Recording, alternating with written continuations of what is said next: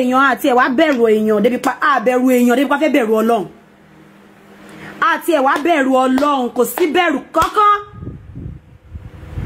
ẹlòmíì gan ó bẹ̀rù èèyàn ẹlẹ́ran ara ju Ọlọ́run lọ mo ní tí sọ nǹkan tó jẹ́ kí n sọ bẹ́ẹ̀ but I think everybody ti rí title mi because mo fi ṣe because mo fẹ́ sọ̀rọ̀ nípa ènìyàn kéèyàn wọ sùtánà kó dẹ̀ máa sọ àwọn ọ̀rọ̀ àlùfàǹṣá jáde lẹ́nu kò tiẹ̀ wá sí discipline I don't know kò sí discipline kankan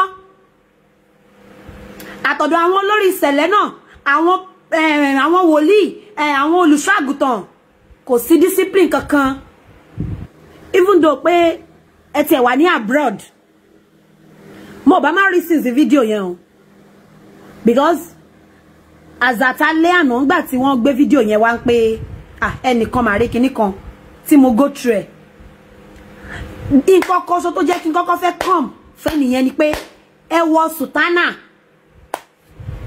I believe that most of us láti máa rí video yẹn ẹ wọ sùtánà níbẹ̀rẹ̀ video yẹn ẹ kọ́kọ́ ń ba lọ díẹ̀díẹ̀ ẹ ń sọ lọ bákọ̀bákọ̀ díẹ̀díẹ̀ ìgbà tó dé stage kan èpè mo ṣe rò pé ìgbà tí ẹ kọ́ bẹ̀rẹ̀ video yẹn bóyá ẹ ti wò pé normal ẹ wà nínú sùtánà and in the first place why will you wear sùtánà doing live chat about ọ̀rọ̀ bàbá Ìjẹ̀ṣà kan Ìyábọ̀ Òjó kan kinní kan why wearing sùtánà for that and the way that I read video yẹn ilé yín lẹ wà so you can simply change to something else because nǹkan tí ọ̀rọ̀ tẹ́fẹ́ sọ lọ lórí kò lọ nípa wípé ẹ fẹ́ sọ̀rọ̀ nípa ọ̀rọ̀ Ọlọ́run àbẹ́fẹ́ sí Bible àbẹ́fẹ́ sí Bíbélì you want to talk about ọ̀rọ̀ ayé yìí kò tiẹ̀ wá sí respect nínú sáà ó wá yà mí lẹ́nu pé a rí àwọn ọlọ́pọlọ lọ́kan tó tún fún wọn ní kudos kábíyèsí Ọlọ́run ṣe rí mo máa sọ kiri kan ṣe rí àwọn tó jẹ́ followers tó jẹ́ pé followers wọ́n máa tan ọ̀pọ̀lọpọ̀ ẹlòmíì pa bó ṣe fún Ìyábọ̀ Òjó wọ́n máa ti ọ̀pọ̀lọpọ̀ pa because tẹ́ bá wo gbogbo issue tó bá ń ṣẹlẹ̀ tẹ́ bá rí àwọn followers lọ́dọ̀ example listen let me use this Baba Ìjẹ̀ṣà case be example ọ̀dọ̀ Yomi Fabiyi ẹ máa rí àwọn followers tó máa pọ̀ tó máa èèlẹ̀ ọ̀dọ̀ Ìyábọ̀ Òjó ẹ máa rí àwọn followers tó máa pọ̀ wọ́n máa èèlẹ̀ even lọ́dọ̀ gbogbo àwọn bloggers now the question is that ṣé gbogbo àwọn followers tí wọ́n èèlì Ìyábọ̀ Òjó yẹn ṣé wọ́n padà sọ́dọ̀ Yomi Fabiyi ṣé wọ́n sí nínú àwọn tó comment sọ́dọ̀ Yomi Fabiyi tí wọ́n èèlẹ̀ ṣé àwọn tó wà lọ́dọ̀ Yomi Fabiyi tí wọ́n èèlẹ̀ yẹn ṣé wọ́n sí lọ́dọ̀ Ìyábọ̀ Òjó ká zoom pé okay o oníkálùkù ló ní fans ẹ̀ but gbogbo àwọn 5,000 comments 5 kìíní comments gbogbo bí comments ṣe máa ń pọ̀ yẹn ṣe because nǹkan tí ò yáwó èèyàn ni wípé àwọn èèyàn yìí máa tì wọ́n pa wọ́n máa tì wọ́n pa ni wọ́n máa tì wọ́n pa tí followers kan bá wá sí under page kan nísìn tó ń ṣe hey nice one good of you you are right you are kìíní kan they are still going to another place tó bá tún rí pẹ́ẹ́nì kan ṣe kìíní kan they are still going to do the same so anybody tó bá ń ṣe anything online you don't need to be moved by what your followers are saying or whatever although àwọn kankan máa kí ẹ máa reason sí so àbẹ̀dẹ̀ máa rí àwọn ọmọ sẹ̀lẹ̀ ká bá sọ yí pé Christian generally a máa rí àwọn ọmọ sẹ̀lẹ̀ lọ́ndà page woman yẹn nínú àwọn tó ń fún ní kudos ọ̀rọ̀ lẹ́sọ ẹ̀ parọ́ this is it òtọ́rọ̀ ó ṣe kí ni ó ṣòro láti sọ people don't want to even hear òtọ́rọ̀ of a thing but my dear sister Wọnúọlá mi ò ever come for anybody rí báyìí pé bóyá lẹ́yìn ọ̀rọ̀ Bàbá Ìjẹ̀ṣà òṣèkí nígbà tá à ń yanjú mo fẹ́ mọ nǹkan tẹ́ ẹ sọ nípa kíní ẹ̀ but I will still play it but nǹkan tó jẹ́ kí n come fún yín ni pé sùtánà tẹ́ ẹ wọ̀ tẹ́ fi ń ṣe show yẹn òun gangan ni mo fi come fún yín tó bá wá rú yín lójú pé bóyá wà ó pé kí lè tí mo yẹ come fún yín mo come fún yín as a Christian and I also come out for you as wípé mo jẹ́ ọmọ sẹ̀lẹ̀ ò fàyè gba nǹkan tẹ́ ṣe yìí how dare you wear sùtánà tẹ́ wá fi ń treat ọ̀rọ̀ ayé ìgbà tí mo rí péjì náà pé kíní kan mo sọ pé bóyá ọ̀rọ̀ Ọlọ́run lẹ́ ń sọ ọ̀ bóyá ń sọ̀rọ̀ nípa Papa Ọ̀ṣọ́fà ọ̀ bóyá ń sọ̀rọ̀ nípa parish kan níbi kan àbí kíní kan but you came online ẹ sọ̀rọ̀ nípa ọ̀rọ̀ ayé, nípa nǹkan tó ṣẹlẹ̀ nínú ayé, nípa rògbòdìyàn ìjà, ẹ ń ṣépè, ẹ ń dárúkọ okó ni, òbò ni, kíní kan ni, ẹ ń dẹ̀ ń lanu mọ́ gbàgàgbàgà, wearing sutana, putting on garments. Ẹ dẹ̀ ń ranjú pọ̀n lẹ́ ń ṣe gbogbo ẹ̀. Ṣé aṣọ tẹ́ wọ̀ yẹn ṣé kò ń ṣe aṣọ ọ̀wọ̀ ni? Ṣé sutana tẹ́ put on yẹn ṣé kò ń ṣe aṣọ ọ̀wọ̀ ni fún yín pé nẹ́tọ̀ àti ṣerúkọ báyìí nígbà tẹ́ mọ̀ pé ọ̀rọ̀ tẹ́ fẹ́ sọ kò ń sọ̀rọ̀ nípa Ọlọ́run. Tó bá ṣe tó wá jẹ́ pé ẹ ti wá wọ̀ náà nìyẹn, ẹ ti bẹ̀rẹ̀ live video nìyẹn. Ẹ̀tọ́ yóò ṣépè, ẹ̀tọ́ yóò sọ̀rọ̀ sex anyhow, ẹ̀tọ́ yóò tẹnumọ́ kíní. Mi ò come out for anybody báyìí rí o, but mi ò lè keep calm. Now, to your video. Gbogbo kan tó bá wù yín lẹ lè sọ níbẹ̀, but tí bá sọ̀rọ̀ sutana yìí ni, mi ò ní lọ sí ìdí ọ̀rọ̀ tẹ́ sọ níbẹ̀.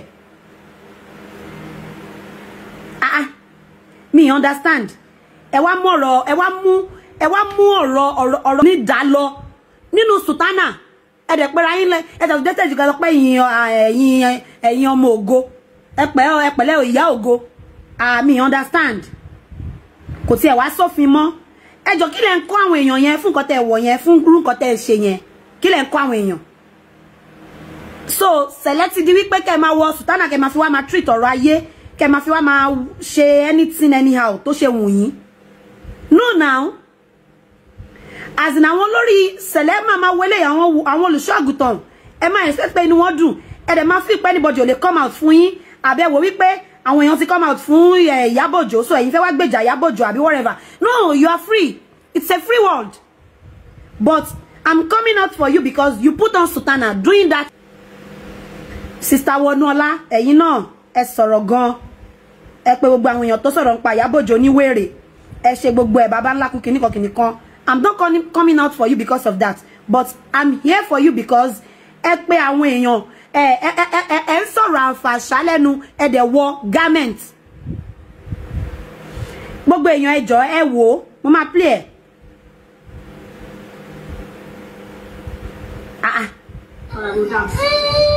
Can you just imagine? Mo mọ̀ pé gbogbo èèyàn tún máa rí fídíò yìí. Àwọn tó bá dẹ̀ ti rí. Look at it.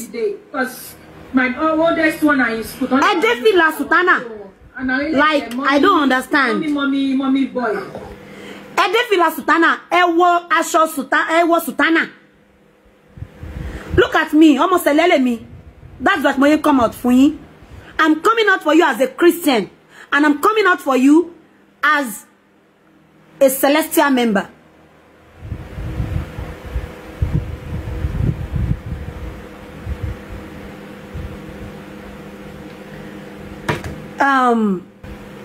Àbí ó ju ọ̀rọ̀ pé ó support ọmọ kékeré yìí lọ.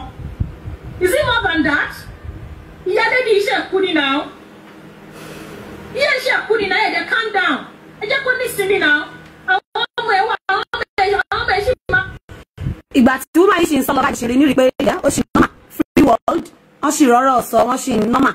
Òṣèlú náà la máa sọ pé bóyá kìíní on the norms, kò ṣe gbé èèyàn lọ́wọ́ against Ìyábọ̀. But as I used to say, wọ́n overdo ni ló jẹ́ káwọn èèyàn come out fún wọn. And now she's like wọ́n fẹ́ pa ni, wọ́n fẹ́ ẹjọ́ ṣé àwọn èèyàn ni ṣé àwọn èèyàn lọ́kọ́ come fún Ìyábọ̀ ni àbí Ìyábọ̀ ló ṣe àṣejù? Because you just come out, this man is just saying anything tó bá sọ, ó ní right láti sọ anything tó bá sọ as our own opinion to the matter. But nígbà tó stage kan, she started saying many bad words from her mouth, putting on garments. Kò sẹ́jọ́ lọ́wọ́ anybody tó bá share, kò sẹ́jọ́ lọ́wọ́ anybody tó wo video yìí pé àbóyá wọ́n bá wọn post ẹ̀, because I see that this is not a page ẹ̀kọ́ ló fi post ẹ̀ yìí. Kò sẹ́jọ́ lọ́wọ́ anybody wípé wọ́n bá wọn post ẹ̀ àbí kìíní kan, because wọ́n ní tó yín bá ṣe pé bẹ́ẹ̀ ló máa ń bá pé ṣé nígbà tí ẹ bá tẹ̀ wá labroad ìyẹn wá sọ àṣà àti ṣe ìjọ mímọ́ nù, àbí ó sọ pé ká má mọ̀, like even your shepherd will be looking at this. So you want him to hail you pé Aunty Wonuola ọmọ ọjọ́ wa, you are doing well. No. Wọ́n máa bímọ, wọ́n máa lọ́dún ọkọ̀ máa ṣe nǹkan bẹ̀rẹ̀ lọ́jọ́ ayé ẹ̀. Ẹ̀ẹ́dẹ̀ ní sùúrù. And then go, she just go into depression, you go parent for you. Enough is enough now. But when they party on the social media, Yabojo, she just panic. She Yabojo the Lagos State ni. She Yabojo lo sue Baba Ijesha court ni. She Yabojo lo gbé lọ sí police station ni. Tinubu biyan kò sí kan téèyàn lè sọ. And she said it in her own right. Wípé tí wọ́n bá release Baba Ijesha, ó wá to make sure wípé ọlọ́pàá tuntun gbé ó tún padà sínú prison yẹn. Yes, absolutely. I will say the same. That thing gbọ́rọ̀ burúkú lẹ́nu ẹ̀yẹ, imagine. You will also say the same.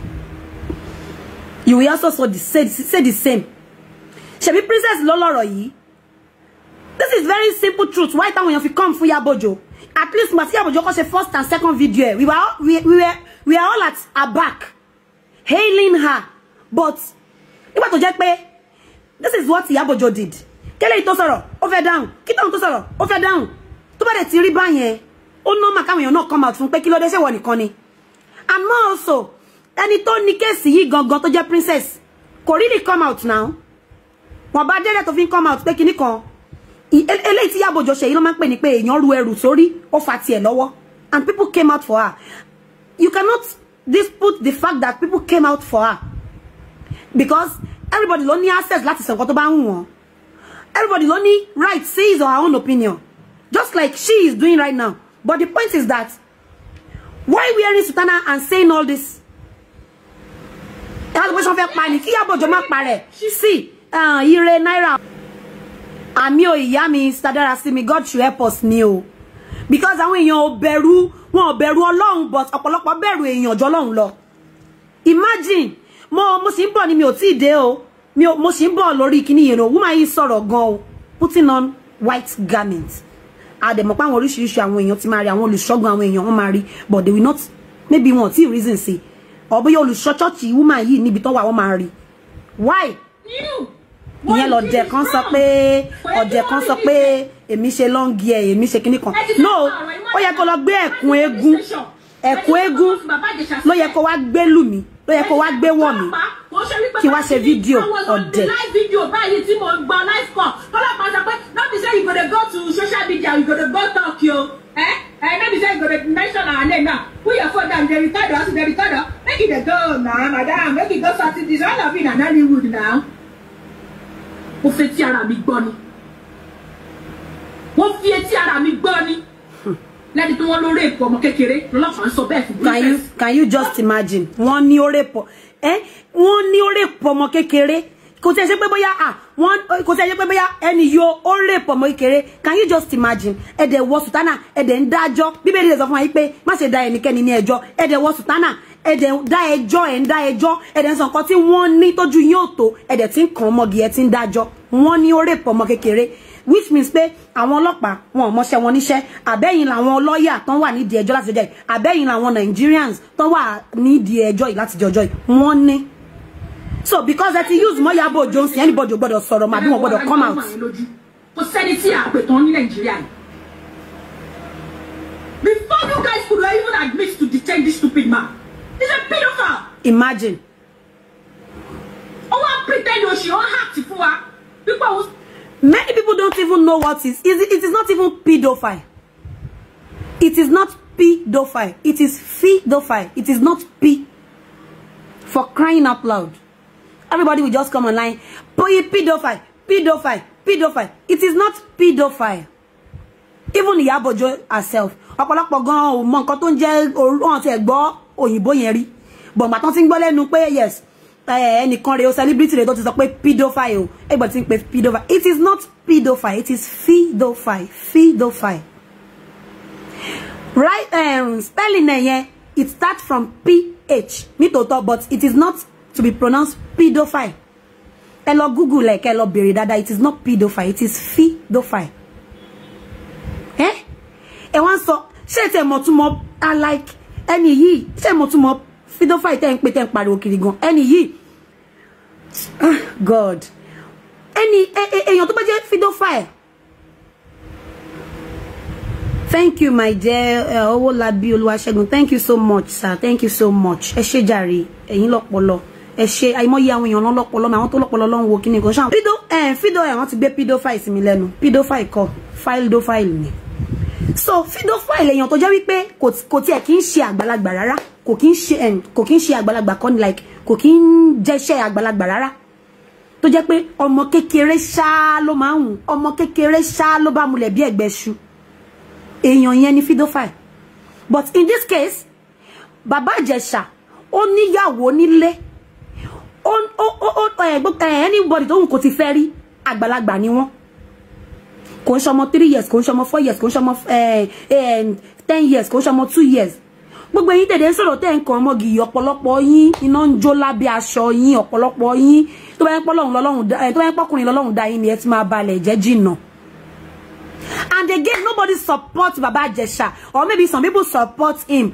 I did not support Baba Ìjẹ̀ṣà wípé bóyá Baba Ìjẹ̀ṣà ó ṣe nǹkan tó right àbí bóyá kíní kan. What we see in the video is molestation. Either anybody àrí yẹn or whatever.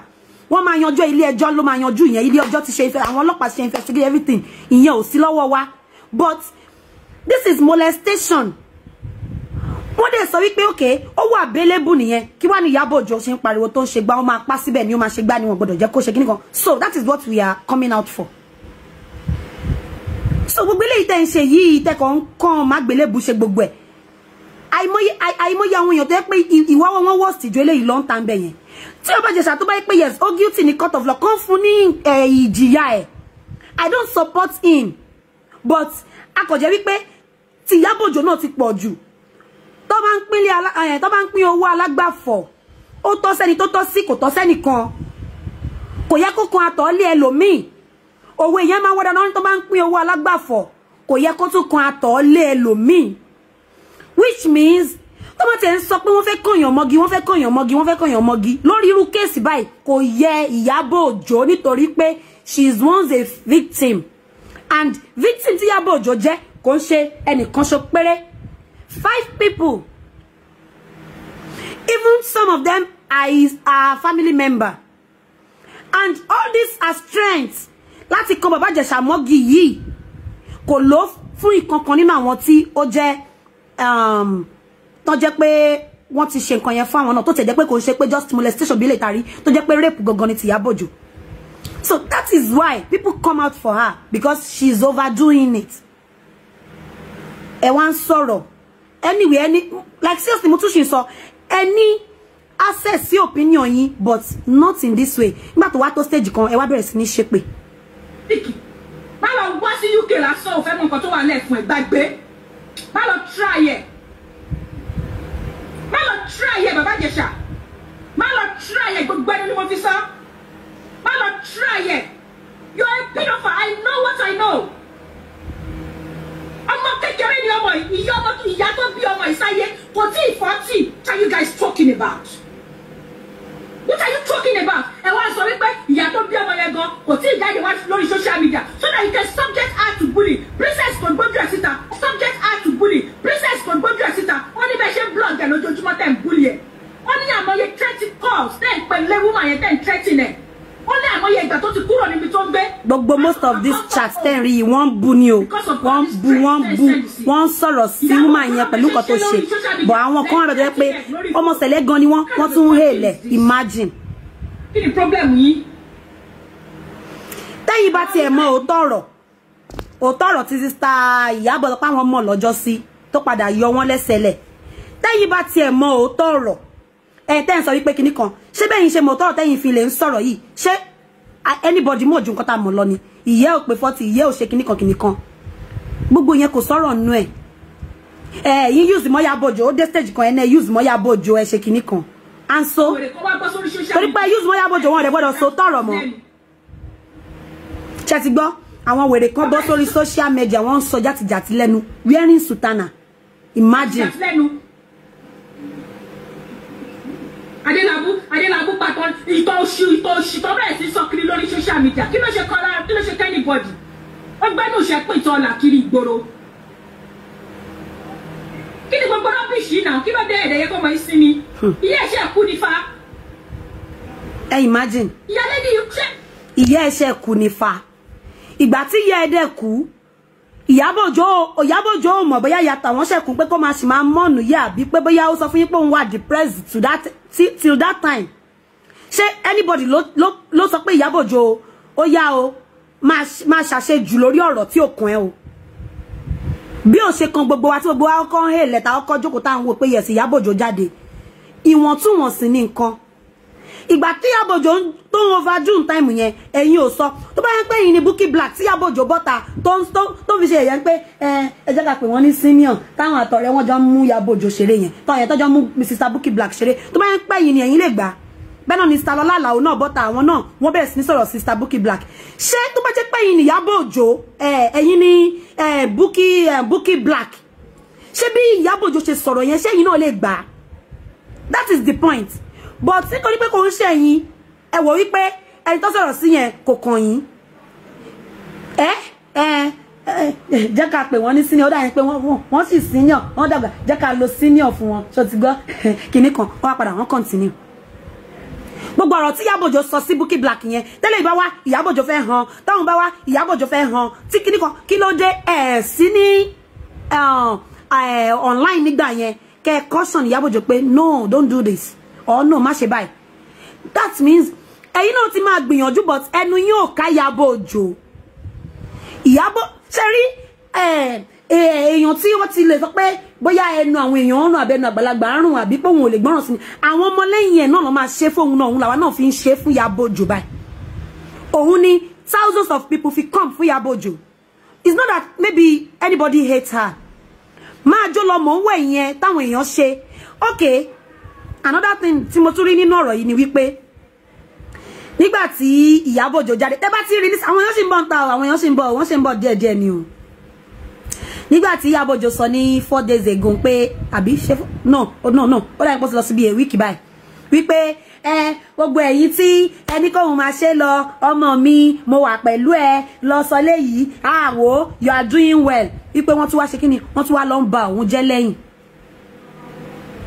that is why tí Star Lọlá Àlàó fi jáde ọ̀rọ̀ tí Star Lọlá Àlàó sọ tẹ́ bá rí kò dá mọ́ wọn lẹ́nu wọn ò mọ ọkọ̀ tó fẹ́ sọ but wọ́n gba aspect ọ̀dọ̀ Bukky Black wọlé so that Ìyábọ̀ Òjó á rí pé yes wọ́n ti ń come out wọ́n ti jà fún mi ẹni yìí ti support mi lórí social media ẹlẹ́kejì woman yìí náà jáde ń sìn àwọn súnmọ́ gan àwọn use mọ́ gan àwọn ṣe gbá kan so that kò ní máa wá pé fẹ́ máa mention yín I don't know you and as far as mo ti bèrè nobody ọmọ yín but nǹkan tẹ́ ṣe yìí lèmi fi come fún yín gbogbo nǹkan tẹ́ sọ màá kọ́ máa wò yín báyìí ni because I don't know you màá kọ́ máa wò yín ni but nǹkan tẹ́ ṣe yìí o Sultana tẹ́ wọ̀ yìí òun lèmi fi come fún yín mo fi reason sọ̀rọ̀ yín. kú ni náà kò ìpọ́dún kan tí màmá bèbí ikú náà. Imagine. àbí ṣé tí ó ti pọ́dún kan ni tó ti pọ́dún kan tí yẹ ẹ̀kú ni. ẹ̀yin tí yẹ ẹ̀kú tí ò pọ́dún kan kò mọ̀ wípé yàtọ̀ òun kò pọ́dún kan tó ń ṣàṣejù lórí ọ̀rọ̀ ọlọ́rọ̀ ẹjọ́ ẹlẹ́jọ́ lobì ń kúlé. lẹ́sẹ̀ mi ẹ sọ náà left right center ọ̀rẹ́ ń ṣe tiẹ̀ yìí kọ́lẹ́jì náà ń ṣe ti yín kí ló dé kí ló ṣe fún yín kí ló rà nígbà yín. she doesn't need any stupid temper àbí kí ló ti pera wọn. Imagine. dédé àwọn pedophile. Imagine. when Ìyábọ̀ Òjó came out and. statement yìí máa ń bí mi nínú ẹ máa gbọ́ woman yìí sa máa ṣe gbádùn sa ẹ̀dẹ̀ pírì ẹgẹ́ bí ẹ̀gbọ́n mi kan wọ́n ní you pírì kí ló ṣẹlẹ̀ ṣe wà ókè ṣá she doesn't need any tampon imagine no why tó jẹ́ pé ó ní tí kinní kan bá ṣe kinní kan jìnnà tán ó máa ń wù mí kí n pàwé máa ń sọ tí kinní kan bá ṣe kinní kan jìnnà tán ó máa wá di alábùkún fún adìyẹ àbí kinní kan míì mọ́ bọ́ yẹn ń pòwe yẹn like she doesn't need any tampon just like Nkechi Blessing yẹn náà tó ń ṣe gàràgàràgàrà lórí torí pé wọ́n fún yín no when you know you belong to a society you should know that once you are going to face the penalty tẹ́ bá ti belong to any association ìwọ tó ti lè gbà wípé ohun mi ò mo darapọ̀ mẹ́gbẹ́ yìí nobody is perfect yes a máa ń ṣìwàwù kò sẹ́ni tí ò ní tiẹ̀ lára but once tẹ́ bá ti mọ̀ pé yes ẹ ti fuck up tó bá fún yín ní penalty pé okay nǹkan báyìí lè máa fails ìyẹn ò wá mí pé kẹ́ wá sọ wọ́n di ẹni yẹ̀yẹ́ ẹni àbùkù Bíbélì ní rántí ibi tí ìwọ ti ń bọ̀ wá kó rántí ibi tí ìwọ dé dúró kíní kan ní ìlànà Bíbélì nìyẹn mo kàn lówó ní bíbá yìí ni you don't even remember how you started with them that who know you ta ló mọ̀ yín rí Nkechi nítorí pọ́n fún yín ní suspension ní kíní kan Nkechi Blessing jẹ́ ká retí gbọ́ràn mọ́ ní orí Instagram èmi ṣe padà lọ sí TikTok kó dẹ̀ nípa máa fi Instagram sílẹ̀ fún gbogbo yín ẹ̀yin Yorùbá actress yìí ẹ̀tẹ̀ tí wá sọ Instagram di mi tí ẹ mọ̀ Instagram ni gbogbo oppression ayé yìí parẹ́ sí ló pin sí báàgì tó jẹ́ pé bóyá 5,000 lẹ́ra àbí 3,000 wọ́n máa ti gbé fíìtà orí burúkú lé báyìí ẹ máa rò pé 50,000 ló bá dé gbogbo picture everything gbogbo ẹ̀ filter ni ibẹ̀ l'oppression parí sí ìyẹn fáwọn tẹ́ bá fẹ́ oppress not people like me there are some people that tell you oppress gbogbo òṣì tẹ́ ń ṣe gbogbo ẹ̀ lọ́mọ package ayé ni but imagine see this woman táwọn people yìí bá tiẹ̀ ń sọ bẹ́ẹ̀ you should be telling them no it's not good torí odò tó bá gbàgbé orísun ẹ̀ ó máa ń gbẹ ni when you guys are nothing tẹ́ ń ṣe nǹkan kan tẹ́ ń jẹ́ nǹkan kan ta ló mọ̀ yín Yorùbá industry yìí kọ́ ló jẹ́ kán mọ̀ yín ni you are not saying it now nítorí pé wọ́n treat fuck up wọn pé àbóyá okay o normal bóyá wọ́n ṣe nǹkan kan wọ́n rí pé kò ní kan wọ́n tẹ́ bá ṣe fẹ́ yanjú ẹ̀ kò ṣe irú ọ̀rọ̀ báyìí lẹ́ máa sọ sí wọn ẹ máa bẹ́ẹ̀ máa yanjú ẹ̀ ni àtijọ́ tí wọ́n ti ń bú wọn bọ̀ tí wọ́n ṣe nǹkan kan padà wá fún wọn ní pé okay nǹkan báyìí lẹ́ máa ṣe àfihàn sọ̀rọ̀ pé ẹ wá ń sọ̀rọ̀ imagine tani tamper help ẹjọ́ àǹtí Wọnúọlá ìyá ògo tí ó bá ń ṣe Yorùbá industry ni who knows Ìyábọ̀ Òjó tí ó bá ń ṣe Yorùbá industry ni who knows Nkechi Blessing tẹ wá come out tẹ wá ń sọ̀rọ̀ ọ̀rọ̀ báyìí imagine. That story mélòó nínú yín ló pè Ìyábọ̀ ló sọ fún mi pẹ́pẹ́lẹ́ gbogbo yín ṣẹlẹ̀ yàrá yín ẹ̀ sọ àwọn ẹ̀yìn náà nínú industry yín bẹ̀ ẹ̀ sọ oríṣiríṣi ọ̀rọ̀ all because pọmọ yẹn ra olóhùn ra lé ó ra mọ́tò ìlara pàyíkú. ẹ jẹ́ n ka comment ni Princess Bolanle Badmus Onola is really mad. She is frustrated because Teriba left her alone. I lie. Àníyàn yìí say ẹ lè pa mí. Ani orí wọnú ti dàrú single mother ọlọ́mọ méje ha. Who go marry mad woman like Onola at all? To. Ẹ̀yin lẹ sọ bẹ́ẹ̀ o èmi ò mọ̀ débẹ̀ yẹn o. Èmi ò mọ̀ débẹ̀ yẹn o. Anyway, it is well. The reason why I came out for her is because wearing sultana, putting on garments is uncalled for, is unheard of, is not part of it at all, is not good at all. Like this woman. No. Anyway, me will judge, but it is well. Ayini, kọ́tọ́ fẹ́ Gino ẹjọ́ kí ló ṣẹlẹ̀ gangan kí ló fariwo kí ló fa wèrè gan so what tó bá fẹ́ Gino kí ló dé. ẹ máa gbọ́. Ìyábọ̀ Òjó is a single girl Gino is a single man. kí wọ́n fẹ́ yọ̀ kán sí kó lórí burúkú kò máa ṣàlàyé fún mi wípé mo ṣe. imagine gbogbo àwọn èpè ọ̀rọ̀ yìí lórí social media pẹ̀lú sultana. kí ló ṣẹlẹ̀. Yes, Olumo P Mighty, she is not. She is not. She is not. She's not the real Celestia. So for the benefits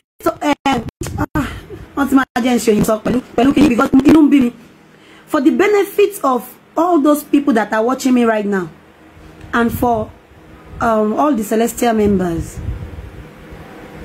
for us all to know that this is not real Celestia. Ese àwọn kan tó fi pa mí kú wọ́n wọ four corner. Ṣé kò lè mọ̀ pé wòlíì ni yín ni àbí àìmọye àwọn tí wọ́n wo nǹkan kan tán rí nǹkan kan tán wọ four corner. Even wearing that wá sí ojú gbàgede ayé láti wá ṣe live video. Imagine. Tọ́rọ̀ tẹ́ fẹ́ sọ tí kò bá dá yín lójú tán àbí bóyá ẹ̀rù ń bà yín àbí nǹkan kan. Ẹ wá wò pé tẹ́ bá wọ sultana. Ẹ wò pé tẹ́ bá wọ sultana.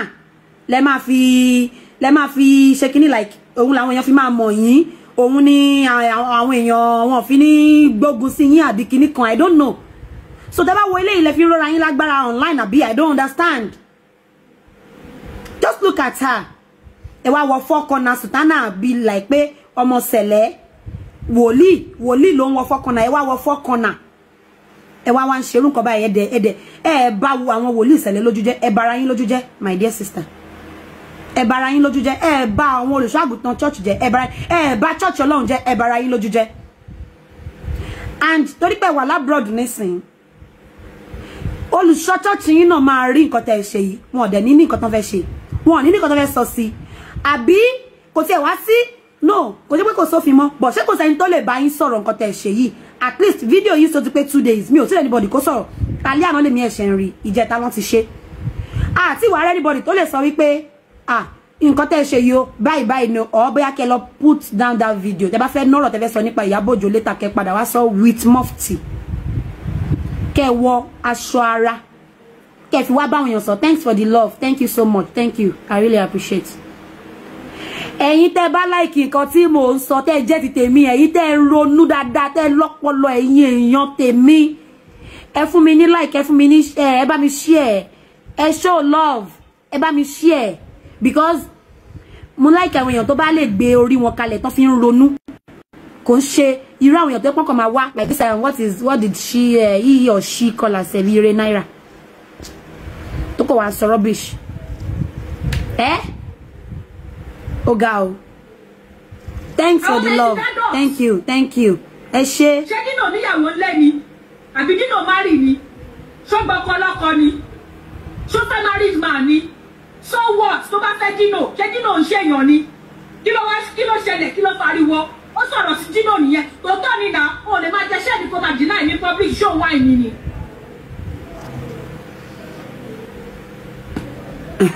Ṣé ti gbọ́ ó fẹ́ Dino, ó ṣe gbá kan.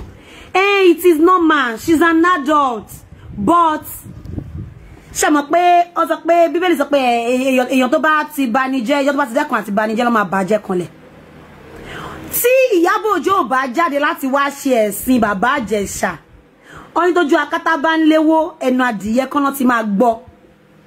Tó bá tiẹ̀ jẹ́ pé bàbá Ìjẹ̀ṣà ṣe kinní kan, ẹnu Ìyábọ̀ Òjó kọ́lọ́n ti máa gbọ́, tó má tẹ̀ wá gbọ́ náà nìyẹn, ó ti ṣe àti rí pé yẹ̀zó come out pé àwọn tampan wọn support, okay, but ẹnu Ìyábọ̀ Òjó kọ́ la ti máa wá gbọ́ gbogbo parapapapapapapapapa, because ti Ìyábọ̀ Òjó di púpọ̀ nínú ọ̀rọ̀ yìí. Alákọ̀ọ́kọ́ náà ni wípé colleagues ẹni bàbá Ìjẹ̀ṣà, ìwọ̀n lèèyàn máa ń jẹ nínú ajá tó ń sínwín. Bí àwa ta jẹ́ ará àta bá ṣe máa kan bàbá Ìjẹ̀ṣà mọ́gi pé akàn ẹ má gbélébù, ó ti ṣẹ̀, ó yá ṣe báyìí, ó máa yàtọ̀ sí bí àwọn tó jẹ́ colleagues ẹ̀ tẹ́tijọ́ ń ṣiṣẹ́ pọ̀, tẹ́tijọ́ mọ́ra yín, tẹ́tijọ́ wọnú ara yín, ó máa yàtọ̀ sí bẹ́ẹ̀ yín ṣe máa lè react much. But you've come out, we've seen that you are not part of it, that you don't support what he did. Kalas, ó ti tó ṣókí báyìí lọ bí oge. Ìyẹn jálá kọ̀kọ́ àbí kò yẹ ká bá wọn níbi kíní yẹn, so òyìn lẹ́gà òyìn máa wò pé there is more to it. Ẹlẹ́kejì ni wípé Ìyábọ̀ Òjó gbogbo ẹ̀gbin ló fẹ́ kọ̀. Èèyàn tó dẹ̀ jẹ́ celebrity gbogbo ẹ̀gbin kọ́ ló máa kọ̀. Àwọn kan máa tí máa ṣe pé àwọn èèyàn kọ́sàn Ìyábọ̀ Òjó ní táìmù yẹn ni. Bí ṣe bá kọjá báyìí Ìyábọ̀ Òjó fẹ́ wọn. Bí ẹ̀fọn kọjá báyìí Ìyábọ̀ Òjó fẹ́ pa. She wants to come out for everybody, all in the name of she's celebrity. Ìkejì nìyẹn àwọn táwọn èèyàn fi come out fún, táwọn èèyàn fi ṣe kíni, tán fi padà di gbogbo ọ̀rọ̀ yẹn lé lórí.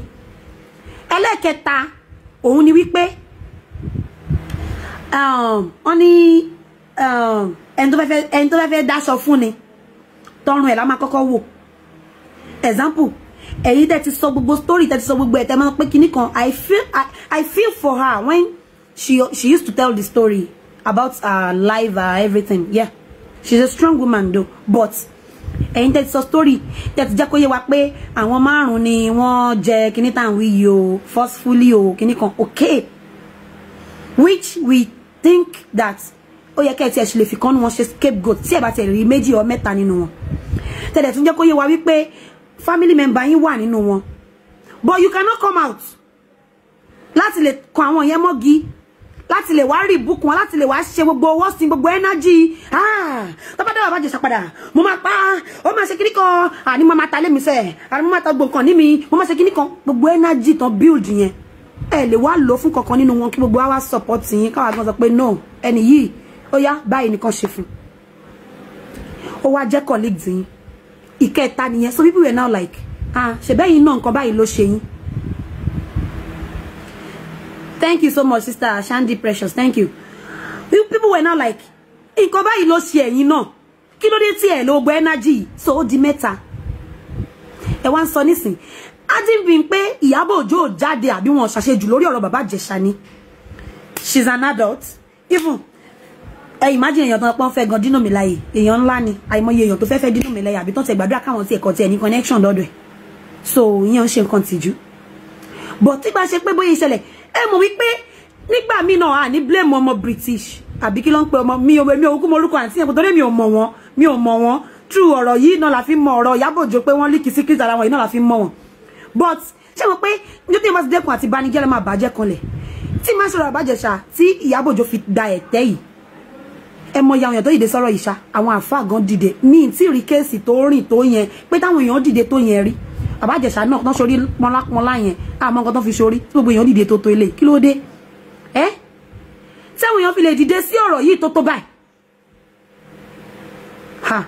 Ìyábọ̀ Òjó ti ṣe tẹ́ and later on she has calmed down ẹ wá wá nǹkan tó ń ṣẹlẹ̀ sí Ìyábọ̀ Òjó lọ́tún lọ́sì ẹ wá bọ́tẹ̀ á ní ọ̀ndọ̀ kìnnìkan ó ṣe kìnnìkan she's an adult she can decide for herself she can do anything she like nobody is disputing that but ìdí tí ẹ̀sìn yẹn tún fi ń go viral tó fi pọ̀ ní wípé ọmọ ìkéré tó bẹ̀rẹ̀ mọ́lẹ̀ tó ń wò di àgbàlagbà pé ẹ wo bídìí wọn ṣe rí torí pé àgbàlagbà yẹn bẹ̀rẹ̀ mọ́lẹ̀ yes Bàbá Ìjẹ̀ṣà ti fuck up okay Ìyábọ̀ Òjó gẹ́gẹ́ bí ní gbogbo ọ̀nà Bàbá Ìjẹ̀ṣà fi ju Ìyábọ̀ Òjó lọ age nídìí iṣẹ́ sínú ẹni tó bá ti wá lówó jù wọn lọ iṣẹ́ tí àdàtẹ̀ ń ṣe yìí ṣáwọn ọkùnrin ò kí ń ṣe ni ṣùgbọ́n àwọn ọkùnrin pọ̀ tó ń ṣe àwọn ọkùnrin pọ̀ ń bẹ̀ tó ń ṣe bọ̀ torí pé àwa obìnrin access táwa máa ń ní nídìí nǹkan gẹ́gẹ́ bí bọ́lọ̀ ń ṣe fún wa nìyẹn ó máa ju tọkùnrin lọ òun ló fà tó yẹ pé ẹ̀yin obìnrin ibẹ̀ lẹ máa ń ṣe gbogbo ẹ̀ lẹ máa ń lówó lẹ máa ń ṣe gbogbo ẹ̀ jù wọ́n lọ lẹ́yìn àwọn ọkùnrin kọ̀ọ̀kan tọ́lọ́run bá gbà fún díẹ̀díẹ̀ náà ni still náà kò sí mọ́ ìfẹ́ ni tó wọ́n ní tó yín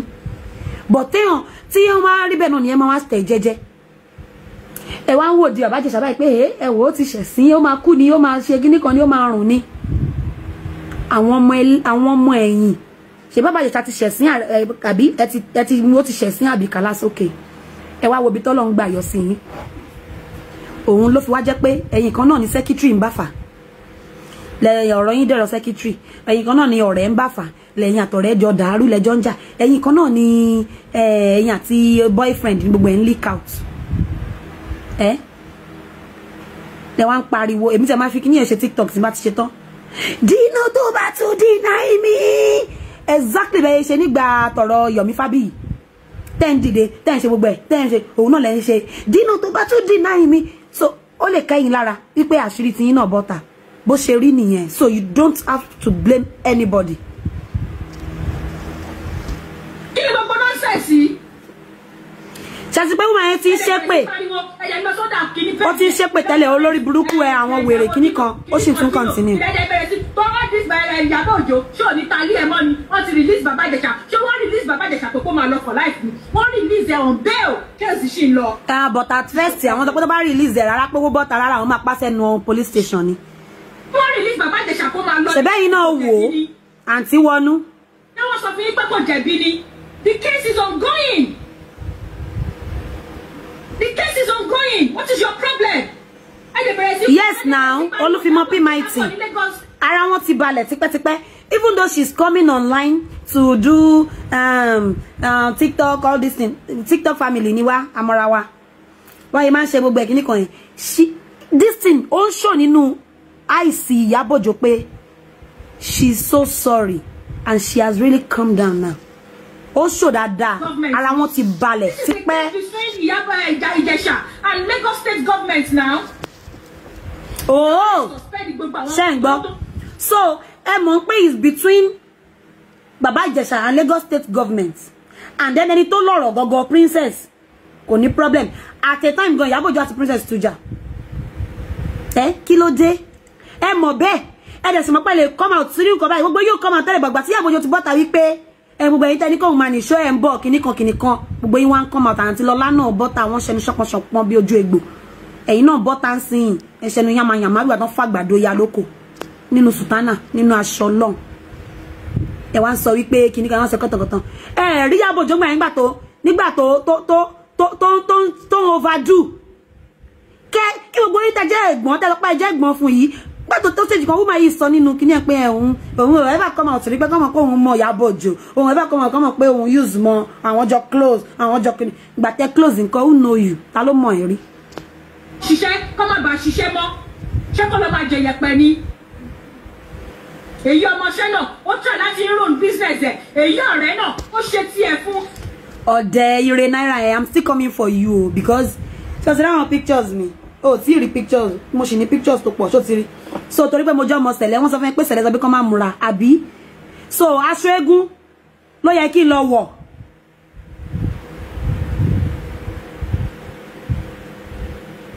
yes ọmọ bẹ́ẹ̀ yeah exactly my sister Ari now Wọnúọlá sọ̀rọ̀ gan and she's so pretty but ọ̀rọ̀ tán sọ yẹn ló jẹ́ kí n come fún wọn pẹ̀lú sùtánà tí wọ́n wọ̀ tó fi ń sọ̀rọ̀ ọ̀rọ̀ báyẹn. ní kọ́lẹ́ẹ̀jì náà ẹ tún gbógun ti yín jìde kí ló dé bá ṣe ń pa náà kan nìkan ẹgbìnrin ọ̀tẹ̀ yìí ti pọ̀ jù lórí Ìyábọ̀ Òjó ẹ̀rẹ̀ sílẹ̀ má pa ó lọ́mọ. ẹ dúró náà àǹtí Ìyábọ̀ ẹ má bínú o because gbogbo fídíò mi tí mo ṣe lẹ máa ń rí but ṣe rí ẹni yìí ló ń jẹ́ ká tún come fún yín o azatana mo sì mi ò tí upload video ẹ mo ṣe fídíò fún yín pé mo sì ṣe fídíò pé like you are right ní aspect ọ̀dọ̀ tí you are right kíníkan mo ṣe fídíò but ẹni yìí ló jẹ́ kí n come kí n lọ wọn inú ọ̀rọ̀ wọn yìí ló máa jẹ́ kí n máa yọ ọ̀rọ̀ again sí yín lára mà ẹ sọ wípé Ìyábọ̀ Òjó ó lọ́mọ ẹni àwọn colleague come fún ṣé woman yìí máa ṣe wà okay ṣàṣẹ gbádùn tòótọ́ ṣá ṣé kò ṣe pé ìkan ṣe yín ṣá because tó bá yín pé mo nǹkan tẹ̀ ń sọ tòótọ́ ṣé àwọn colleagues ló come out ló come fún Ìyábọ̀ ni àbí Ìyábọ̀ ló kọ́kọ́ come fún àwọn colleagues you are here nígbà tí Ìyábọ̀ Òjó ṣe fídíò nígbà yẹn tó come fún Yomi Fabiyi ebú wo ni Ìyábọ̀ Òjó bú Yomi Fabiyi tán ṣé Yomi Fabiyi torí ẹ̀ lébú padà ni àbó ṣépè fún imagine and you just come online just nínú sùtánà kó ṣàrí pé ẹ̀yin náà sọ̀rọ̀ gbogbo yín kàn wò wípé torí pé Ìyábọ̀ Òjó ti kọ́ ọ́ pé àwọn olórí burúkú kan àwọn kinní kan gbogbo yín náà ní kí n máa lọ ọmọ mi mo wà lẹ́yìn ẹ ọmọ mi I'm there with you máa fọ́ kinní kan ẹ wò wípé torí pé Ìyábọ̀ Òjó ti sọ bẹ́ẹ̀ tó ti wá blast gbogbo yín níta gbogbo yín ò wá rí ibi tẹ́fẹ́ gbà wọlé ẹ wá pé kẹ wá gbèjà Ìyábọ̀ Òjó pé kó má jó òun nìkan ẹ ti wá ń come out Sister Lọlá Àlàó náà wọ́n sọ gbogbo ẹ̀ náà àmọ́ àrí àrídìí because kò sí kò lè fẹ́ sọ̀rọ̀ lé lórí ọ̀rọ̀ ti tán gbàtẹ́ dé ọ̀rọ̀ ti tán Sister Wọnú yìí náà sìn ẹ̀yin náà dé ẹ̀yin náà sọ gbogbo ẹ̀ kò jọra wọn gbogbo yín dẹ̀ lè wà níbẹ̀ lẹ́yìn náà lè ń ti máa ṣe lọ mọ̀wọ́ ẹ̀yẹn ẹ̀rù wọ́n bá mi kó máa mẹ́sàn yín nísìn ẹ wá ń sọ kọ́tọ̀kọ́tọ̀ ṣé kò ṣe Ìyábọ̀ Òjó ló come fún Yomi Fabiyi ni ṣé kò ṣe Ìyábọ̀ Òjó ló come out fún Yomi Fabiyi tó bú ebú wo ni ò bú Yomi Fabiyi tán bẹ́ẹ̀ náà ni gbogbo àwọn fans gbogbo wọn ń pe Yomi Fabiyi onídìí kìíní kan ó lóyún ó pọmọ ó ṣe kí ni wọn sọ tán ẹ̀ẹ́dẹ̀ rí yẹn ẹ wá ní ó bímọ ṣé Ìyábọ̀ Òjó tó jẹ́ pé ó bímọ tó post ọmọ ẹ̀ ní hòhò tọmọ wọ kìíní kan tí gbogbo èèyàn gbogbo òdì tó ń ṣe kìíní tó ń ṣe tó jẹ́ pé fúnra Ìyábọ̀ Òjó ló fi ó tẹ̀ tó stage kan tí wọ́n máa yìí tẹ̀ sọ̀rọ̀ kan bẹ́ẹ̀ mo ṣì ń bọ̀ fún yín woman yìí ló fi ọrúwà rẹ̀ ṣàwọn nǹkan táwọn èèyàn fi ń come fún kò ń ṣe pé àwọn èèyàn lọ́wọ́ kan come fún láti ọjọ́ táìsì mọ̀ Ìyábọ̀ Òjó I love her so much but she's the one tó jẹ́ káwọn èèyàn máa come fún àwọn èdè wọn wọ́n sì bẹ̀rẹ̀ wọn sọ pọ̀tọ̀pọ̀tọ̀ gbogbo òjọra wọn kò yé mi o. Màmá Àwẹ̀rọ gbogbo ìwọ́lẹ́gbẹ̀ yẹn àgbàlagbà tẹ̀ wà nínú bẹ̀rẹ̀ tẹ́ ẹ dákẹ́ ẹ ṣe tàbí amọ̀ tó. Ṣe tàbí amọ̀ tó ẹ pẹ̀lẹ́ náà tán. Wọn ò lè tàbí amọ̀ tó ẹ̀yin ò sí nílé ayé àbí ẹ̀ gbọ́ wípé gbogbo àwọn àgbààgbà yìí náà pe Ìyábọ̀ Òjó pé kó jáwọ́. Ṣé kò ṣe gbogbo wọn náà sọ pé kó jáwọ́ àbí wọn pè é? Ṣé ó stop ni imagine. Ìyábọ̀ Òjó rí gbogbo yín kúnlẹ̀ kí yín ni torí mo wo fídíò gbẹgbẹ tó ń ṣílẹ̀ tó invite gbogbo yín yá ṣàjẹtẹ wá ó kúnlẹ̀ ó kúrò lórí ibi tó ti ń ṣe kíní ó wá bá yín ní títí ó fi ẹsẹ̀ rẹ̀ wá mú yín ni ọmọ yín ò rí yín fi ó kì sí yín tẹnutẹnu tó ń dìmọ́ yín tó ń lọ́mọ yín tó ń pe gbogbo yín níyà rẹ̀ ni àsìkò gbà tó nídìí yín rẹ̀ àsìkò gbà pọ́njú làmú ọ̀rẹ́. I've never came out to let you guys know that I was close. You want to drop comment in pé kí n pass message ó lè wá call mi ní nǹkan tí mo fẹ́ ṣe. Ó ti gbọ́. Ó lè wá call mi. Àǹtí Ọ̀dẹ̀. Ó lè wá call mi kí n pass message mi. Rárá ó lè wá call mi. Tú mọ̀ pé ìwọ ò ní fóònù tiẹ̀. Àbọ̀ mo bá ṣe ń ṣe Facebook kó ṣe tiẹ̀ náà. Àìbóyá ńgbà tó kọjá lórí page pé mo ṣe live video mo mú mo so ẹsẹ̀ mọ́ bí pé dúró kó máa wò mí o kí n pass message mi mo rò pé wọ́n ló yá mi lówó data àbí wọ́n ló bá mi sub sí wifi tí mo fi ń ṣe live àbí wọ́n ló bá mi ní ọ̀rọ̀ tí mò ń sọ ìwọ ló ń gbẹ́nu mi sọ̀rọ̀ o ṣe gbé engine wá sínú mi kó ponú mi pọ̀ kí n sáré deliver message mi rúlọ message rèé o kí dẹ̀ máa lọ ọ̀dẹ̀ ọmọ òpin àti parí ọ̀dẹ̀ ọmọ. If not for what happened on social media with Toyin, none of you would have knew that I was close to her. Do you guys want to kill her? Ẹ fẹ́ pa mí. Ẹ fẹ́ pa mí. Ẹ fi sílẹ̀ náà. Kí ló ṣe fún yín? Kí ló ṣe fún yín? Ó ti bẹ́ ó bíyàn nínú náà. Ẹ dẹ̀ wá ṣe bí àjẹ́. Ẹ yọ̀ kú sọ fún yín. Ẹ ṣe bí àjẹ́. Ẹ ṣe bí ọlọ́tẹ̀. Ẹ ṣe bí onílára. Ẹ yà gba òṣì yìí. Ẹ yà gba rádaràda. Torí pé kọ́lé. Olórin kankan ló kọ́ tó ní oṣáájú mi kọ́lé. Ìyẹn ò ní kọ́kọ́ tèmi mọ́ tiẹ̀. Ṣé ń gbọ́ àǹtí Ọ̀dẹ̀? Kí ló? Ó kọ́lé. Ẹjọ́ sáwọn èèyàn okay Ìyábọ̀ Òjó ló máa kọ́ kọ́lé láyé yìí. Àwọn èèyàn ò kọ́lé. Ṣé wà ókè ṣá? As in àwọn Bello Jídé kò sọ pé gbogbo àwọn èèyàn yín ò kọ́lé. As in kò sẹ́ni tó kọ́lé nínú gbogbo àwọn tí wọ́n kọ́ Bàbá Ìjẹ̀ṣà go ò kọ́lé àbí torí pé kọ́lé wọ́n kàn fún Mercy Aigbe ò kọ́lé Nketty Blessing ò kọ́lé àwọn èèyàn ò kọ́lé na Ìyábọ̀ Òjó be the first to build house for this actress industry Nollywood industry torí kò tiẹ̀ yé mi mọ́ Yorùbá industry yìí torí pé kọ́lé ẹ kàn sọ gbogbo ẹ̀ náà ẹ kàn ṣe balabala bíbélì tí ẹ̀rọ kò yéèyàn imagine. Ṣógun láyé ni gbogbo yín wá jókòó ẹ̀yin bàbá kìíní kan ẹ wá ṣekú gbẹ̀ndu òṣì ẹ ṣekú pẹ̀lẹ́jàre àwúrú mi ti ń sùn ẹ wá ṣekú gbẹ̀ndu òṣì. Nígbà tẹ́ lọ tọ́jú àwọn ọmọ náà tó yẹ pé shit lẹ wá ń sọ. ẹlẹ́yìn pẹ̀lú ayé ní Tapman ẹbẹ̀ sí ṣe ẹbẹ̀ sí sòṣì ọ̀rọ̀ lẹ́nu ọmọ gbà ṣiṣẹ́ o ìlara ògbóògbà ń jùwọ̀ ṣe wílẹ́jọ́ ìlara ògbóògùn lórí social media yìí náà ni mo ti rí ìlara yìí ni ṣá ìlara yìí ni ṣá ìlara yìí ni ṣá kò dẹ̀ sí kankan tẹ́ máa ṣe sùúrù lẹ́yìn sùúrù kájí ẹ̀fọ́ ní ẹgbàá mi sọ fún yín kò sí wẹ́rẹ̀ kankan tẹ́ máa ṣe torí ẹ̀ ló jẹ́ kí n pé orin tí mo play fún yẹn pé tọ́lọ́run bá òun tó bá lóun dé tó bá lóun dúró tí ìyàn kan finally ó kú bọ́ ọmọ bàbá ńlá kú ọmọ ẹni tó fẹ́ ṣèkì ẹni yẹn if God is in support of you who can be against you try. Orú mú mi mò ń try láti. Like I told you Ìyábọ̀. Gba fan. Ṣorí tí òkú bá kú. Ibi mo dé. The spirit tó di áńgẹ́lì kò sọ fún ẹ. A túwọ́ á fọ ẹ mọ́. Ó fọ ẹ lọ́wọ́ báyìí. O mọ̀ ìwọ rò gbogbo ni. Bí detergent. Ó fọ white yẹn. Bí láyìíká ẹ, ó fọ wọn mọ́ fún ẹ wípé àṣé inú ewu ló ti ń jẹ ló ti ń mu ló ti ń yí ló ti ń ṣe bí aláyọ̀ gbogbo àwọn tó wà láyìíká ẹ tó jẹ́ ewu fún ẹ tọ́nà ní tẹ́kọ́jọ́ alẹ́ ẹ dùn wọ́n áńgẹ́lì ẹ fọ̀ wọ́n. ẹnìyẹn sọ pé wọ́n kọ́ ló wà nídìí ogun. ẹnìkan sọ ń bíbá yìí pé jẹ́ kí wọ́n máa gbé ogun wọn. ẹnìkan sọ níbà yìí pé this woman want to create another problem for Ìyábọ̀ Òjó. Yes, mo ti sọ kọjá nísìnyí kí n tí wàá rí nǹkan tẹ́nìyẹn sọ. Ọ̀rọ̀ yìí gangan ló máa tún jẹ́ káwọn èèyàn ṣe kíni kan tún reason Ìyábọ̀ Òjó mọ́ àmọ́ because woman yìí ẹ̀kọ́ tó fẹ́ create problem mọ́ àmọ́ ẹ fẹ́ káwọn èèyàn tún ṣe kíni kan tún enter Ìyábọ̀ Òjó ni ẹ nínú ogun ló ti ń jẹ ẹ fẹ́ kán ráwọn èèyàn lẹ́yìn ẹjọ́ kí wàá ní kí Bàbá Ìjẹ̀ṣà sọ o fún nǹkan tí Ìyábọ̀ Òjó ṣe fún ṣé tí Bàbá Ìjẹ̀ṣà bá burú àbí kó jẹ́ anybody wọn ló fall okay tó bá yẹ pé ìkànnì wọn ló kó má ti jẹ́ Bàbá Ìjẹ̀ṣà kó jẹ́ ìkànnì wọn ló fall tí Ìyábọ̀ Òjó ṣe bó ṣe ṣe yẹn ẹjọ́ kí wá ní kẹ́niyẹn sọ o kí ni kí Bàbá Ìjẹ̀ṣà sọ nísìnyí o àǹtí yìí ẹ̀ gbádùn.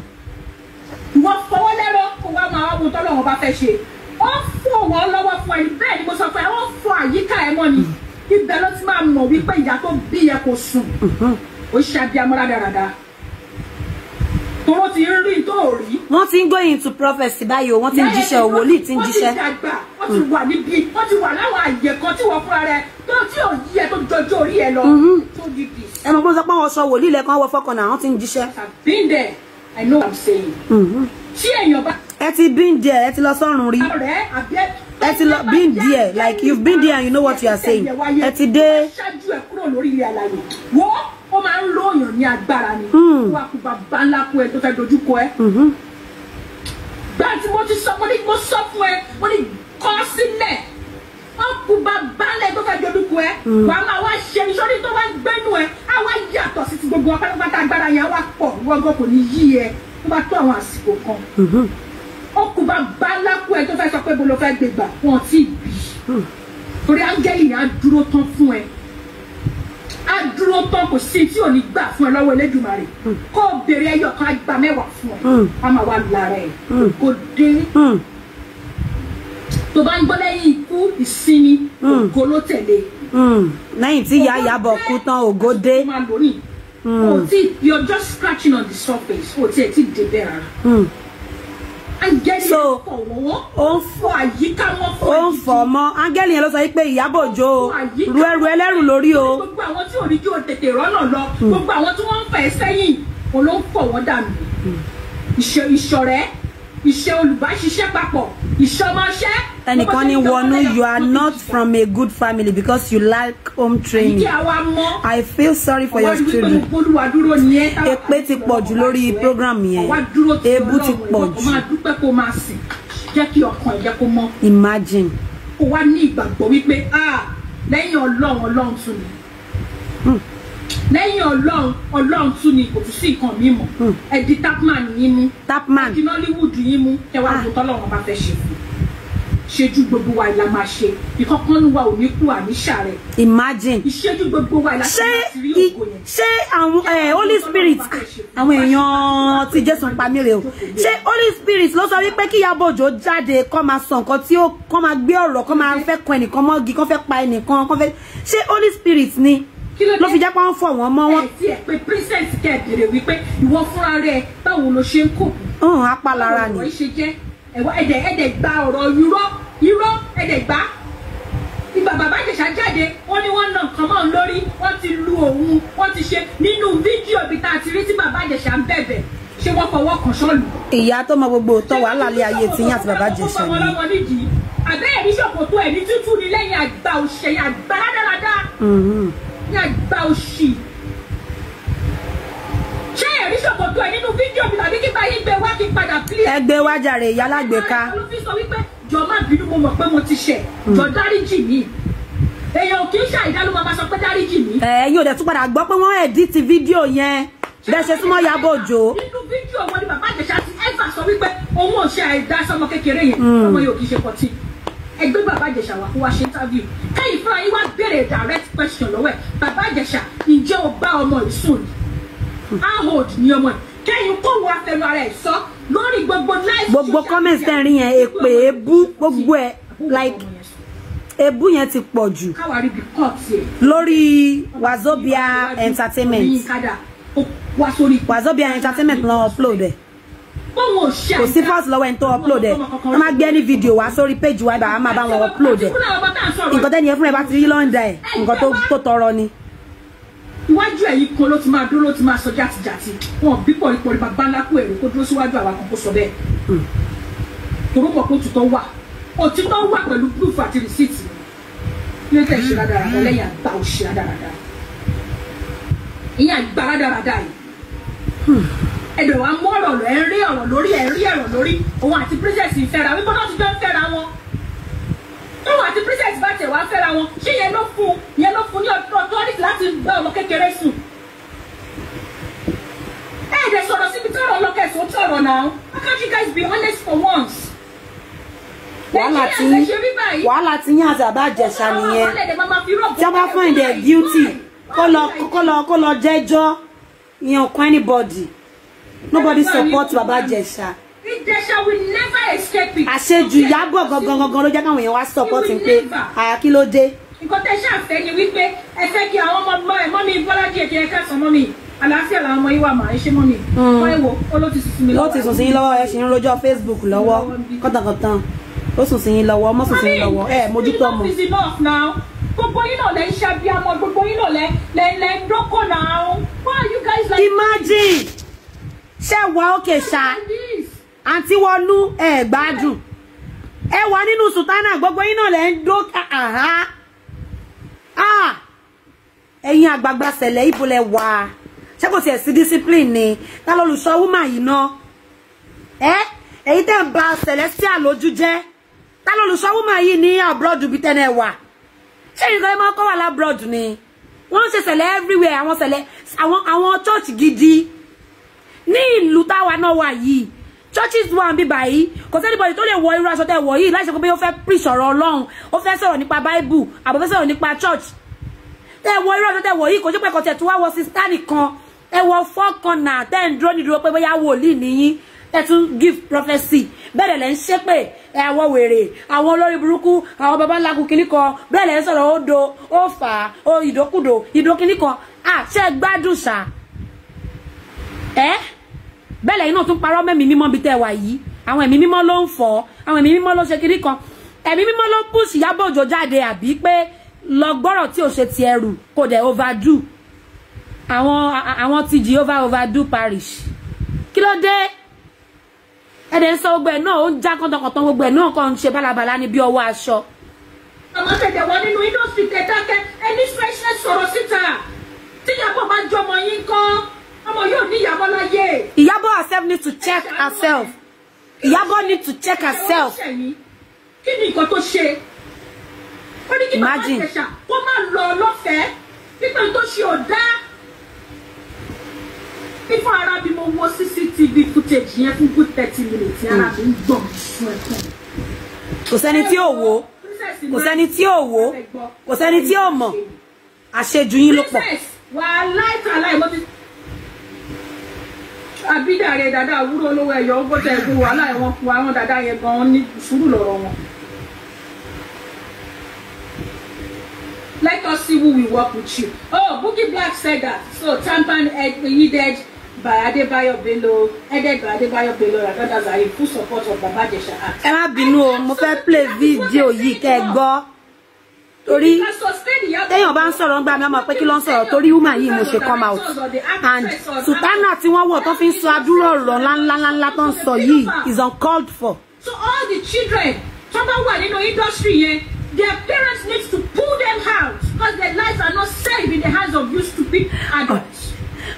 Ọmọ bí. If you're telling us that you're support of Baba Ìjẹ̀ṣà, I am sorry. I wonder. Mothers, ẹjọ́ máa mú gàrí. I wonder.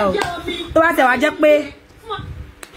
wá jẹ́ pé ẹlòmíì ló tiẹ̀ wá come out tó wá ń ṣe àṣejù bí ti Ìyábọ̀ Òjó yìí wàhálà àwọn èèyàn lè má rí ọ̀rọ̀ púpọ̀ gan sọ wọ́n tẹ̀ lè má mind wọ́n tẹ̀ lè kàn tẹ̀ pé àwọn ti tó yín àǹtí gíní kan but èèyàn tó ti jẹ́ pé victim ti yín gan 5 times ni ẹ jẹ́ ká máa lọ. má tì ní pé kó lọ ṣiṣẹ́ tíátà torí 5,000 naira kan máa fún má yẹ kó bá ayé ọmọ jẹ́ fún ẹ. That means those children are not safe in your hands. If you're supporting Baba Ìjẹ̀ṣà, those children that are. Ìbẹ̀rẹ̀ fídíò yìí ọmọ yẹn ń ké ni. Fídíò ń ṣe ọmọ tó ti ń ké. Bẹ́ẹ̀ lẹ́ lọ attend sọmọ nítorí ẹ fẹ́ kí Ìyábọ̀ Òjó lè mọ̀ pé come out fóun. Imagine. Anyway, my son, my Awuru wants me. Oh, me, I'm going. No, ẹ jókòó díẹ̀ sí. I just came out. You want carry? Awuru, say hello. You know, I just came out to let you guys. I'll carry you. 1 second. I can't carry both of you at the same time. Àwọn méjì tí ẹ ní ìyá aláróńdó Ọlọ́run á wò wọ́n á dá wọn sí. Ẹ lọ dá àwọn ọmọ yín lóhùn. Next time ẹ dá wọn lóhùn kẹ́ tó come online. Let her have rest. Let her have rest. Please. Ẹ má pa fáwọn ọmọ ẹ̀. Àwọn ọmọ yìí kékeré wọn bẹ̀ yẹn Celestial dẹ̀ níyín. àwọn ọmọ yín wà bẹ̀ yẹn Celestial dẹ̀ níyẹn wo nǹkan tẹ́ wọ̀ ẹ̀ dẹ̀ gbé ọmọdé yẹn dẹ̀ ń sọ gbogbo nǹkan ìdókúdò ìfàkúfà igbá àgbọ̀n àwọn ya wèrè olórí burúkú kílẹ̀ nǹkan àwọn ọmọ tẹ́ kó dání yẹn ẹ̀ dẹ̀ wọ sùtánà àwọn ọmọ yẹn tún wá jẹ́ dáadáa wọ́n máa lọ sí church àwọn náà máa dàgbà wọ́n máa wò pé okay bóyá nǹkan tẹ́ ń ṣe yóò normal kéèyàn wọ sùtánà kó dẹ̀ máa ṣe pé kó máa sọ̀rọ̀ nípa sex ẹ̀ dẹ̀ ń sọ adúrú kan báyìí lójú àwọn ọmọ yìí tẹ́ bá fi ṣe fídíò báyìí apart from pẹ̀tẹ̀ wọ sùtánà ó yẹ kẹ́ jẹ́ káwọn ọmọ ti sùn imagine ẹ̀dẹ̀ gbọ́n ọmọ dání ẹ̀dẹ̀ ń sọ̀rọ̀ ìdókúdò ẹ̀dẹ̀ ń ṣe pé lójú àwọn ọmọ kí lẹ fi ń kọ́ àwọn ọmọ tẹ kó dání yẹn. All right, my Peru. Let me put you like that and carry it. Wọ́n sì continue o fídíò yẹn sì gùn gan o bọ́mọ yẹn ṣe ń ké tó yẹn wọn drop o. That's it. Maybe you want to come.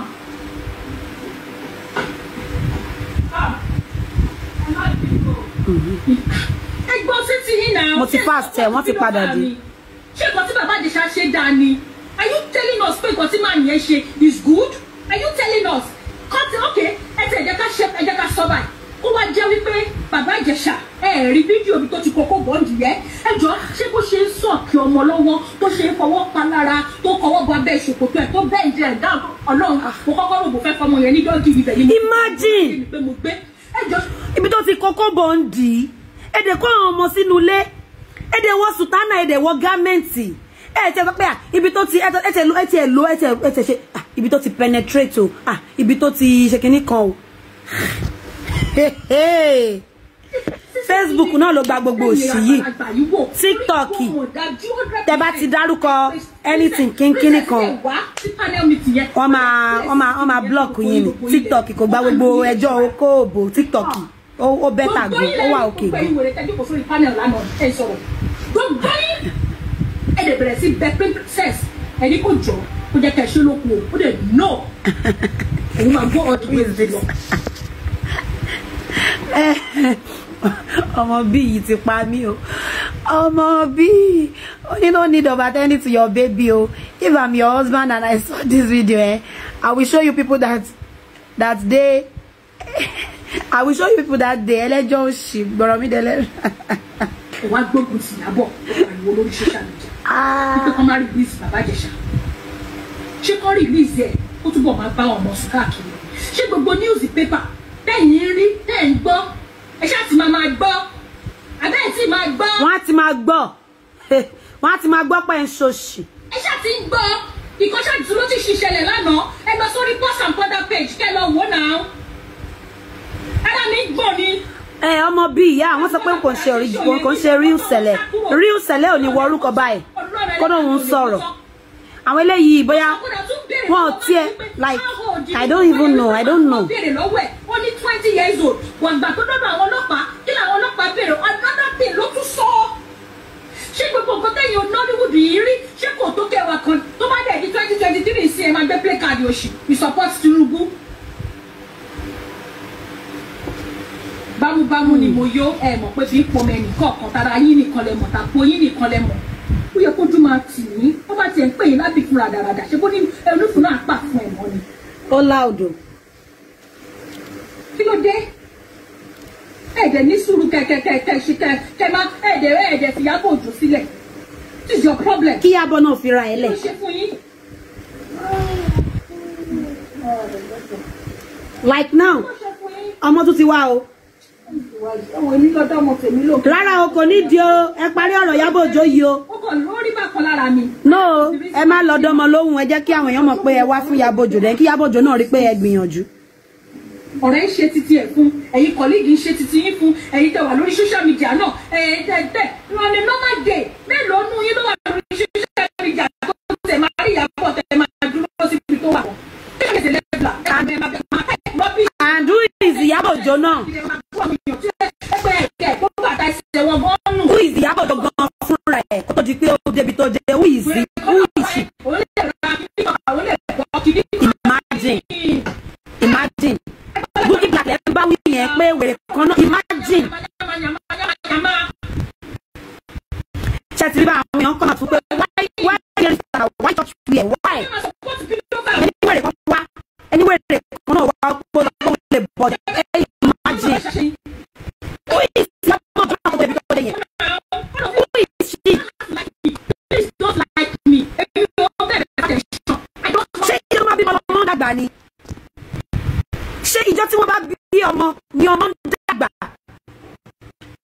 ṣé ìjọ tó bá bí ọmọ ìpọ́n ni wọ́n dín tó ṣe ìṣẹ̀lẹ̀ ó ìsì Ìyábọ̀ Òjó yàtọ̀ sí yẹn social media ó lè pọ̀ orí yín ti yí mà ọpọlọ yín ti dọ̀bálẹ̀ orí ń ta yín ẹ wo sọ́nà yẹn tún ṣe pé yes now imagine ẹ wọ́n sọ pé àwọn èèyàn kan wà lórí social media wọ́n máa type máa ṣe kiri kan without these people who is she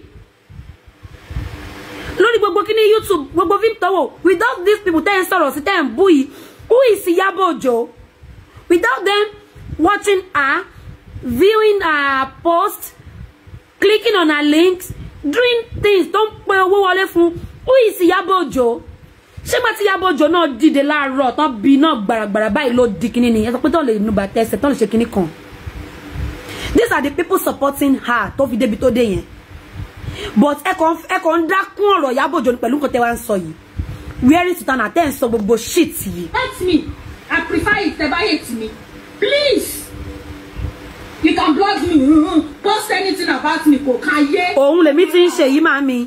kọ́kọ́ wa. òun mò ń ṣe yìí. ayé dà kò sáàyè mo ti busy jù. ẹ busy tòótọ́. ó kálukú ti mọ̀ ilé ẹlẹ́yà. mo ẹlẹ́yà àtẹ̀sìn tẹ̀ ń ṣe kiri ẹ busy tòótọ́ lọmọ yín fi ń kẹlẹ̀ fi ráyè dọmọ lóhùn ẹ busy tòótọ́ lẹ fi ronú pé nǹkan tẹ́ wọ̀ yìí kò yẹ kẹ́ ẹ wọ̀ kẹ́ fi ṣerú fídíò báyìí ẹ busy gan. tí nǹkan mi bá wà níbẹ̀ tí Ìyábọ̀ Òjó ń gbà lọ́wọ́ yín ẹ sọ. ẹ̀yin ni kẹsàn nǹkan tí ó wà níbẹ̀ tí Àbájẹsà ṣe fún Ìyábọ̀ Òjó.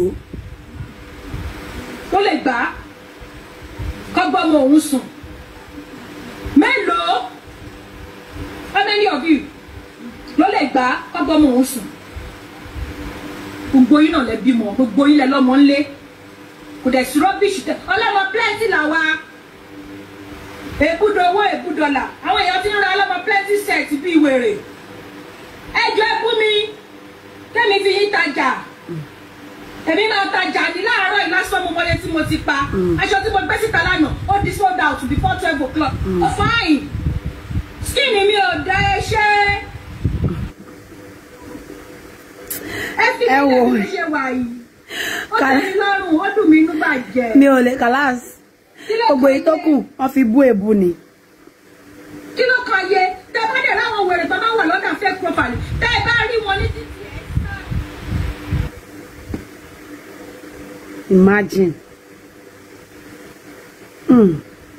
So, it is well. Ẹ̀yin tèmi, ẹnìkan ní okay, ọmọ bí, my sister is plenty for this woman, I swear she needs to get a very big reward from Ìyábọ̀ Ellen razor blade. Everybody don't know say na set up. Ìyá mi, it is well. Bọ́n nǹkan tán sọ nìyẹn o, tán ṣe rí pé wọ́n á di sọ̀rọ̀ Ìyábọ̀ Òjó ní báyìí. Wọ́n dákun ni. Better still, bí Ìyábọ̀ Òjó ṣe bọ́ta tó sọ pé yes òun fẹ́ wá sọ̀rọ̀ ń pa yín kíní kan yẹn kẹ́nìbọ̀dì má sọ pé àwọn fẹ́ bọ́ta fún kàlás ó ti jàjà rẹ̀ wọ́n ti bu wọ́n ti ṣe gbogbo ìyẹn ti lọ nìyẹn jọlẹ ìtẹwà ń bọ́ta Sister-Lọlá Àlàó náà àwọn náà bọ́ta àwọn dákun ni Sister-Lọlá Àlàó náà wọ́n bọ́ta lórí ọ̀rọ̀ yìí wọ́n dákun kéèsì Ìyábọ̀ Òjó ni because wọ́n tún jẹ́ káwọn èèyàn tún máa ṣe kíni kán máa tún máa ráyè kán tún máa wọlé sí Ìyábọ̀ Òjó lára ni ọ̀rọ̀ tó ti lọ Ìyábọ̀ Òjó gan gbogbo TikTok tó ń ṣe eré pa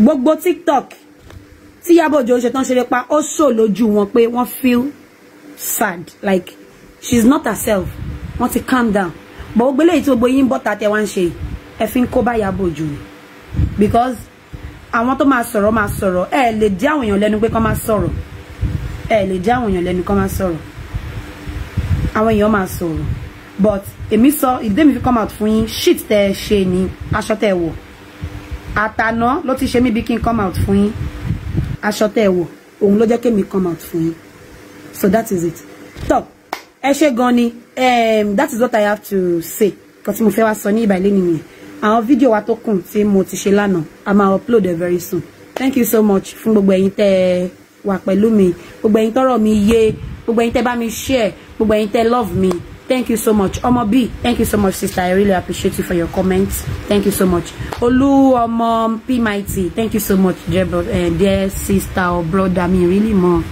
bóyá ọkùnrin ni àbọ̀. Prince Bolanle Badmus, thank you so much, sir. I really appreciate you.